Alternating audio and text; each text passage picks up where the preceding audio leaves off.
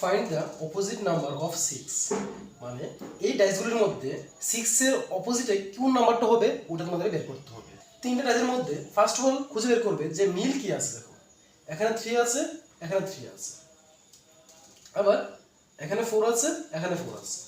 তো তোমাকে বের করতে হবে কার অপোজিট, তোমাকে বের করতে হবে এখানে 6 এর অপোজিট। তাহলে 6 এখানে আছে, তো এটার সাথে এটা নতুবা এটার সাথে এটাকে আমরা মিলিয়ে করব।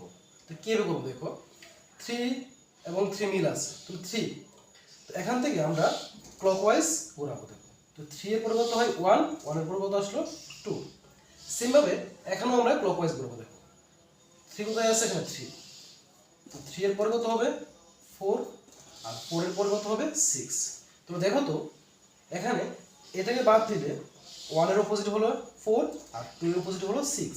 আমাদের বের করতে বলেছে 6 এর অপোজিট কত হবে, তো 6 এর অপোজিট কত হয়ে যাবে, 2 হয়ে যাবে।